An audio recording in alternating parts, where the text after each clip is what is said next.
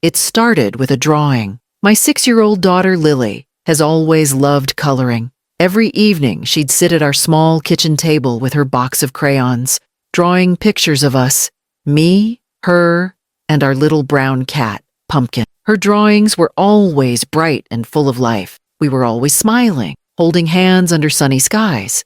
Those pictures made me proud. They reminded me that no matter how hard things got after the divorce, Lily still saw our world as safe and happy. But one evening, she handed me a picture that made my heart stop. It looked like all the others at first. Our house, our smiles. But behind me, there was a tall, gray shape. No face, no details. Just a figure standing right behind where I was drawn. I laughed nervously and asked, "Honey, who's this behind Mommy?" Lily looked at me with wide, calm eyes and said, "That's Mr. Long. He likes when you draw too." I stared at the paper, unsure what to say. I wanted to believe it was just her imagination, that she'd made up a new character like kids do. But something in the way she said it, quiet, serious, made my stomach twist. That night, when I tucked her into bed, I asked again, "Lily, who is Mr. Long?" She smiled, resting her head on her pillow. "He's the man who stands near you when you work." I froze. "When I work?" "Uh-huh. In the kitchen. He watches." I kissed her goodnight, turned off the light, and told myself it was nothing. Kids make up all kinds of imaginary friends. But when I went back to the kitchen, the room felt different, still, but heavy. I sat at my laptop, trying to focus, but I couldn't shake the feeling that someone was standing behind me. The house was quiet, except for the soft hum of the refrigerator. I looked over my shoulder, just once, but there was nothing there. I went back to work, trying to ignore the way my reflection looked in the dark window. It almost seemed like there was something faint, blurry, standing behind me. For the past month, it's been just Lily and me in this little house. After the divorce, I wanted a quiet place where we could start over. Somewhere I could heal. I found this rental online, small, affordable, surrounded by big maple trees and a white fence that Lily said looked like it came out of a storybook. I wanted it to be a happy home. Our days are simple. Mornings are filled with rushing for school and burnt toast. I pick her up in the afternoon, we eat dinner, and then she draws while I finish my work. Her drawings used to make me feel proud, like we were doing okay, that she was adjusting. But that gray figure changed everything. It wasn't just one picture. Over the next few days, Lily kept including him, sometimes standing in the hallway, sometimes in the window, always close to me. She didn't seem scared, just calm, like it was normal. I tried talking to my sister about it. "Carmen, she's drawing some weird stuff lately. I think maybe it's from the stress." Carmen laughed. "Maya, she's 6. She's probably copying something from cartoons. Don't overthink it." I wanted to believe her, but Lily's new drawings didn't look like something a 6-year-old would make. The shapes were wrong, the colors were darker, and that faceless figure seemed more detailed each time. One night, when I came home late from the grocery store, I found Lily asleep at the table. Her crayons were scattered, and a new drawing sat in front of her. I picked it up, expecting another version of our family. This time, there were only 2 figures, me and Lily. We were standing at the kitchen table. Behind me, the gray figure loomed taller than before, and for the first time, she'd drawn something else in his hand, a black crayon. Something about it made my chest tighten. I placed the drawing face down, turned off the lights, and carried Lily to bed. But as I walked down the hallway, I couldn't help but glance at the wall of her earlier drawing, the smiling family, the house, the cat. Only now, looking closer, I noticed something I hadn't before. There had been a faint gray shape in the corner of the older ones, too. Small at first, barely visible. He had always been there. That night, I locked the kitchen door before going to bed. For the first time since moving in, I slept with the lamp on. And when the house creaked, I told myself it was just the wind. Still, I couldn't shake Lily's voice in my head. "He likes when you draw, too." If you want to know what I found hidden in my daughter's next drawings, what she saw behind me that I couldn't, make sure to subscribe to the channel and comment where you're watching from. The next few days passed quietly at first, but something in the house began to change. The air felt colder, heavier. The silence had a kind of weight to it, like the house was listening. Lily's drawings piled up faster than ever. Every day she'd bring me a new one, her little hands smudged with crayon dust, her face calm and focused. But the pictures weren't calm anymore. The cheerful blues and yellows she used to love were gone. Everything turned gray and black. The smiling stick figures of us, me, Lily, and Pumpkin, were now small, almost hidden in the corner. The tall gray figure had taken over. In some drawings, he stood behind me. In others, he was sitting at the table. In one, he was crouched near Lily's bed. I tried to act like it didn't bother me, but deep down, I was terrified. One afternoon, while Lily was at school, I decided to clean her art area. She had crayons scattered everywhere, and dozens of papers stuffed under the table. I gathered them all into a neat pile, until one caught my eye. It was a drawing I hadn't seen before. The background was our kitchen, and in it I was sitting at the table, typing on my laptop. Behind me stood the gray figure, one long arm stretched out, resting on my shoulder. His hand was drawn in thick black strokes that dug deep into the paper. I felt my heart pounding. That image, it looked exactly like how I worked every evening. The same chair, the same mug, even the same cardigan I was wearing that day. But what chilled me most was that Lily had drawn the scene from behind me, as if she were standing there, watching. That night, I waited until Lily fell asleep. Then I went to the kitchen, sat in my usual spot, and turned on the small lamp near the sink. The house was quiet except for the ticking of the wall clock. I stared at the dark window in front of me, trying to laugh at myself for being paranoid. I started typing an email, and that's when I heard it. A soft tapping sound behind me. It was faint, like someone gently knocking on wood. I turned around quickly, but the hallway was empty. The sound stopped the instant I looked. My pulse raced. I took a deep breath and told myself it was probably just the pipes, the house settling, something normal. But when I turned back to my laptop, I caught a reflection in the window. For a second, it looked like something tall was standing behind me, still and gray. I spun around again, heart hammering, but the kitchen was empty. The tapping started again, softer this time, from the floorboards. I stood there, frozen. Finally, I grabbed my phone and called Carmen. "Hey, I know this sounds crazy," I said, my voice shaking, "but I think someone's been in the house." She sighed on the other end. "Maya, you're working too hard. You need sleep." "It's not that," I said quickly. "It's the drawings. Lily keeps drawing this man. He's in every picture now, and I think—" "Maya," she interrupted. "Lily's just trying to process everything that's happened. Kids do that through play, through art. Don't make it scarier than it is." I wanted to believe her. I really did. But the sound behind me came again. 3 slow knocks on the wall this time. I almost dropped my phone. "Carmen, I have to go," I whispered. When I hung up, I turned on every light in the house and checked every door, every window. Nothing. No footprints. No open doors. No sign of anyone. Still, the feeling of being watched stayed. The next morning, I didn't mention any of it to Lily. I didn't want to scare her. But when I picked her up from school, she handed me a folded piece of paper and said, "I made a new one for you." I smiled, pretending to be calm, and unfolded it. This time, it wasn't a drawing of our house. It was her classroom, her teacher, her friends, her desk. But in the back corner, near the window, stood that same tall gray figure. He was drawn larger than anyone else, his head bent toward Lily's small stick figure, and right beside his hand, she had written in big, uneven letters, "He said you can't stop him now." I felt sick. I drove home in silence, clutching the drawing like it might burn my hands. That night, after putting Lily to bed, I walked into her room again to turn off the lamp. That's when I noticed something on the wall above her desk, a crayon mark. I leaned closer and realized it wasn't random scribbling. It was a line drawing, a tall figure standing behind a smaller one. I turned slowly toward her bed. She was fast asleep, her tiny hand resting on her stuffed bear. But her other hand, her right one, was covered in gray smudges. I picked up her crayon box and flipped open the lid. The gray one was worn down almost to the paper. I sat there for a long time, staring at her sleeping face. My baby girl looked peaceful, safe, untouched, but I knew something wasn't right. She wasn't just drawing anymore. She was showing me something that lived between her world and mine.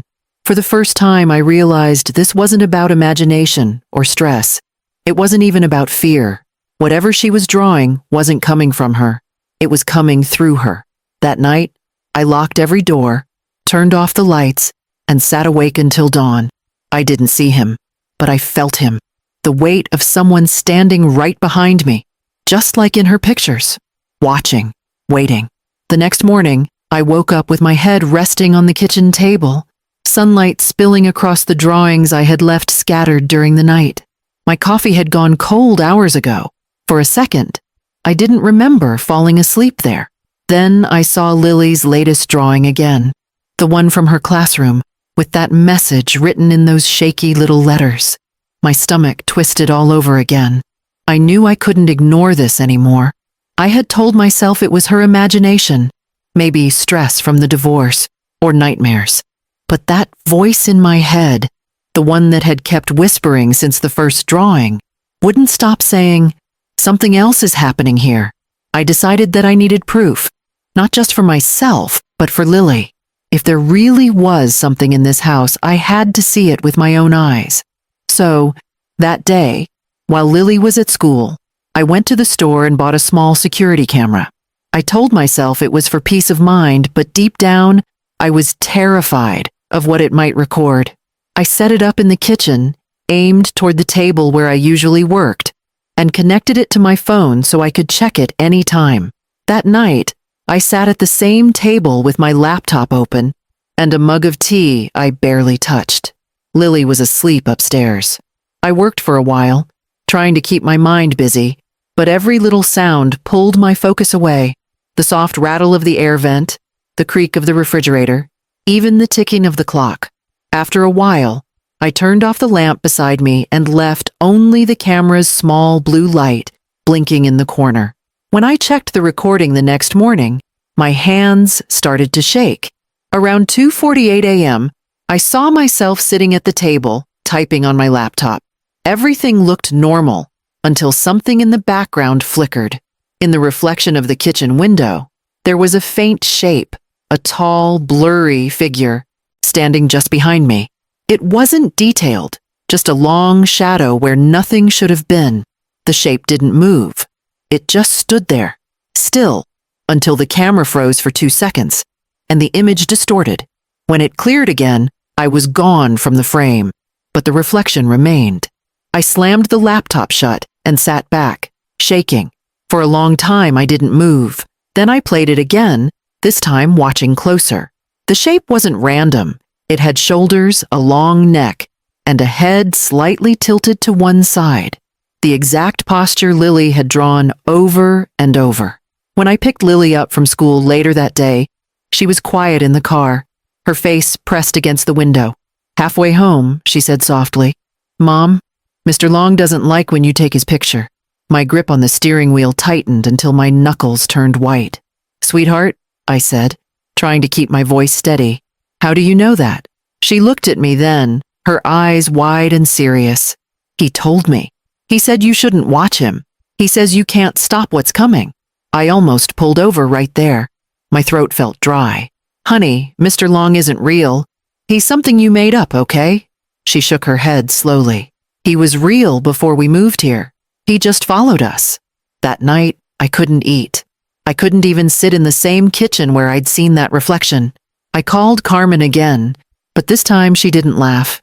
Maybe it was the sound of my voice, or maybe I just sounded too afraid to brush off. "Maya, listen," she said quietly. "Pack a bag. Come stay with me for a few days. Whatever this is, it's not good for you or Lily." I promised I would, but when I hung up, something in me hesitated. If I left, what if it followed us?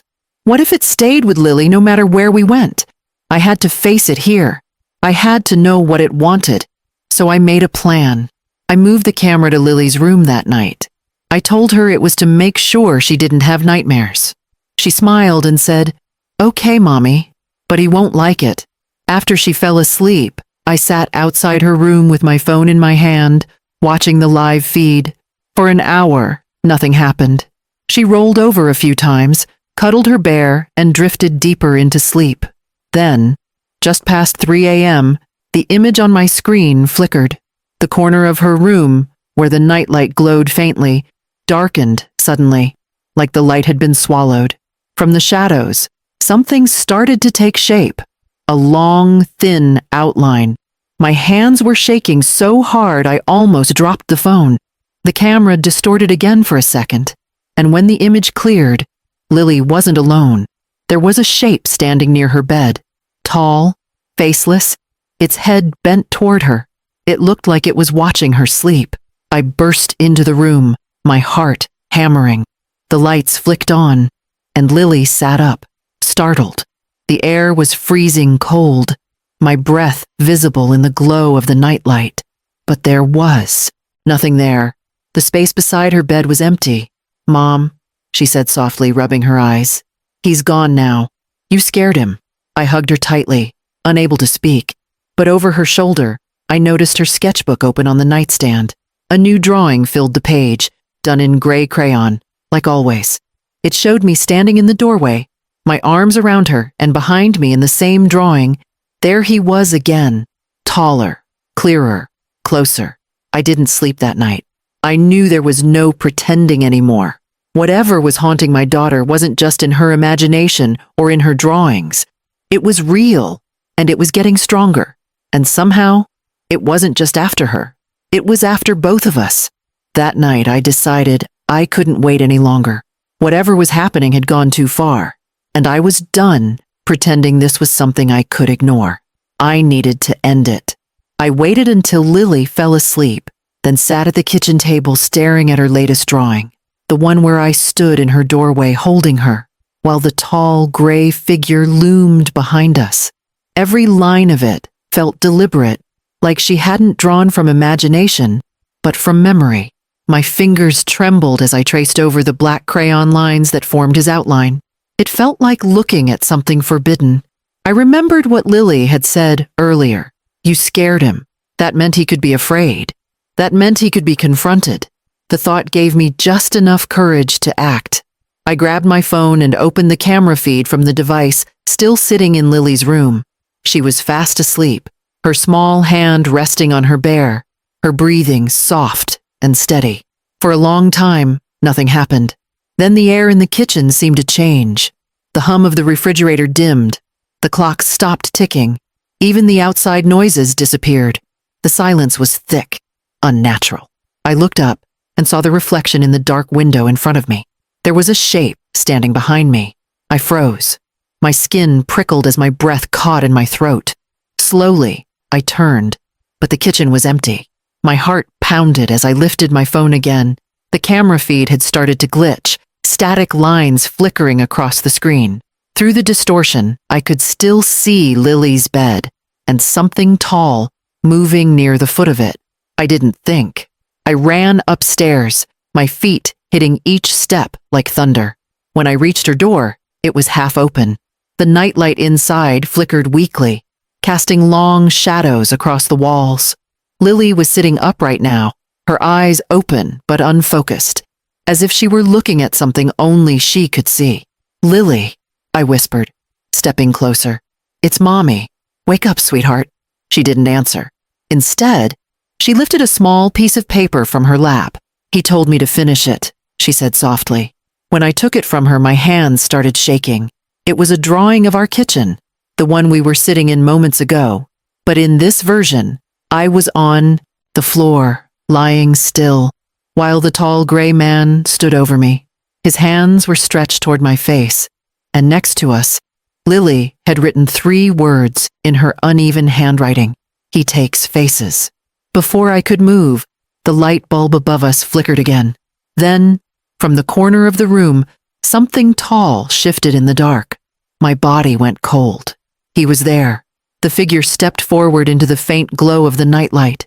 He was impossibly tall, his head nearly brushing the ceiling. His body wasn't solid. It looked like smoke trapped in the shape of a man. No eyes, no mouth, just a faint ripple where a face should have been. But somehow, I could feel his gaze, like he was studying me, mimicking me. I stepped in front of Lily, shielding her. "Stay away from her," I said, my voice trembling. The figure tilted his head slowly, the same way Lily sometimes did when she was confused. Then, in a voice that wasn't human but sounded eerily familiar, he spoke. It was my voice. "She drew me," he said, calm and slow. "You made her draw me." My stomach twisted. "What do you mean?" He took a step closer, his movements unnaturally smooth. "You gave me a face." Suddenly, I understood. Lily had been drawing what she saw, but the more she drew him, the more detail she added. Each time she drew, she gave him form, arms, hands, and now, a face. Her imagination hadn't created him. It had completed him. I grabbed Lily's sketchbook from her nightstand and started tearing out the pages one by one. "You're not real," I shouted, ripping the paper apart. "You're not real." The figure's body began to flicker, his outline shaking like a shadow under a stormlight. He reached out, and the air turned freezing cold. My breath came out in white bursts as the pages fell around us. Lily started crying, covering her ears. "Stop!" she screamed. "You're hurting him." I turned to her, tears stinging my eyes. "He's not real, baby. He's not real." But when I looked back, he was gone. The room felt still again, empty, except for the sound of Lily's sobs. I pulled her into my arms, holding her close. Her body shook as she whispered against my chest. "He's mad at you now." We sat like that for a long time, the night silent around us. Eventually, she drifted back to sleep in my arms, exhausted. I laid her down gently and picked up one of the torn pages from the floor. It was blank now. No gray figure, no drawings. I almost smiled with relief until I noticed something faint in the corner of the paper. A smudge, a handprint, too big to be Lily's. I gathered every drawing I could find, threw them into the fireplace, and watched as the flames devoured them. The smoke curled up into the chimney, and for a brief moment, it looked like a tall shadow stretching against the wall. Then it was gone. By morning, everything looked normal again. The house was quiet. Lily was cheerful, drawing with new crayons on fresh white paper. This time she drew just the two of us. No gray figure, no shadows. But when she handed me the picture, I felt my breath catch. In the corner of the paper, almost invisible, was a faint shape, thin, gray, and faceless. I looked up at Lily, forcing a smile. "Honey, who's that?" She smiled sweetly. "That's not Mr. Long," she said. "That's you." My blood ran cold. I looked closer at the drawing. The figure's hand rested on the little girl's shoulder, just like mine was on hers. Only, in the drawing, my face was blank. No eyes, no mouth. And for the first time, I realized maybe he hadn't disappeared at all. Maybe, in some way, he'd just found another face to wear. For the next few days, the house finally felt normal again. Or at least, I kept telling myself it did. The air no longer felt heavy, and the strange chill that used to creep through the hallways at night was gone. Lily seemed happier too. She laughed more, slept through the night, and went back to drawing her usual pictures, bright, simple, filled with sunshine and color. I wanted to believe that everything we'd gone through had ended the moment I burned those drawings, that the thing she'd called Mr. Long had vanished with the smoke that night. But deep down, I wasn't sure if I'd really gotten rid of him or just given him somewhere else to hide. I started keeping the windows open during the day, letting the sunlight flood every corner of the house. I hung up new curtains, repainted Lily's room, and threw out her old crayon set. We even got a new kitten to help make the house feel more alive again. For a while, everything seemed perfect. I let myself breathe again. I went back to work, picked up freelance clients, and stopped checking the security cameras at night. But the feeling that someone was watching never really went away. It came in small moments, when I washed dishes and caught my reflection in the dark window, or when I tucked Lily in and felt a faint draft across the back of my neck. Once I swore I heard the floor creak behind me, the same slow pattern as footsteps. I turned quickly, but there was nothing there. I told myself I was being paranoid. Trauma does that to people. It leaves behind echoes, tricks your mind into replaying the past. But Lily started doing something that made those doubts hard to hold on to. She began humming again, the same tune I'd heard her whisper in her sleep months ago, the same lullaby she said Mr. Long had taught her. I asked her about it one night. "Honey, where did you hear that song again?" She smiled in that sweet, innocent way children do when they don't realize they're scaring you. "I just remember it," she said. "He used to sing it to me when you were working late." My stomach dropped. "Lily," I said softly, "you know he's gone now, right? You don't see him anymore?" She looked up at me, her small voice calm and steady. "No, but he sees you." That night, I dreamed of the tall gray figure again, but this time, I wasn't watching from a distance. I was standing in his place, looking down at Lily as she slept. I could see her face, peaceful and safe, while my own hands, long and gray, reached toward her shoulder. I woke up, drenched in sweat, my breath ragged. For the rest of the night, I couldn't go back to sleep. A week later, Lily came running into my office while I was working and handed me a new drawing. "Look, Mommy," she said proudly, "I drew our new house." The paper showed the two of us standing outside the house, hand in hand. The sky was bright blue, the grass green, and the cat sitting beside Lily's feet. It was perfect, except for one detail that made my heart stop. Behind one of the windows, drawn faintly in gray, was a tall, thin shadow watching us. I wanted to ask her who it was, but the words wouldn't come out. I didn't want to know. That night, I locked her drawings away in a drawer. I couldn't bring myself to throw them out again. It felt like no matter what I did, the story wasn't finished. I started noticing things again, tiny, insignificant things that slowly grew impossible to ignore. My reflection in the hallway mirror would lag for a split second when I walked past. My phone's camera occasionally showed strange distortions when I tried to take selfies with Lily. And once, when I glanced at a photo of us pinned on the fridge, I realized my face looked slightly different, blurred at the edges. Maybe it was my mind breaking under fear, or maybe he'd done what he said he would, taken a face. My face. One morning, I woke to the sound of Lily talking softly in her room. When I peeked in, she was sitting cross-legged on the floor, crayons spread around her, speaking to someone I couldn't see. I heard her say, "No, Mommy can't see you, but I can." When she noticed me standing in the doorway, she smiled and held up her latest drawing. It was of her and me again, but this time, we weren't in the house. We were outside, under a gray sky, holding hands. I was smiling, but my face was blank. No eyes, no mouth, no expression. Behind us stood the tall figure, one hand resting gently on my shoulder. I tore the paper in half before she could finish explaining it. "Don't draw him anymore," I said firmly, my voice shaking. "Promise me, Lily, don't draw him." She frowned, confused, and whispered, "But Mommy, he said we don't have to be scared anymore. He said we're all together now." That night, I packed our things. We moved out the next morning and went to stay with Carmen. I told her everything. She didn't laugh this time. She didn't even speak. She just hugged me and said we'd figure it out. It's been months since then. Lily hasn't mentioned Mr. Long again. Her drawings are back to normal. Flowers, cats, and stick figure families. But sometimes, when she colors, she glances behind me before finishing the picture, as if making sure something's still there. And every time I look in the mirror, I swear my reflection's smile lingers a moment longer than mine does. Some nights, when I walk past her room, I hear the faint sound of humming. The same lullaby, the same tone. Only now it's not coming from her. It's coming from the space behind her bed.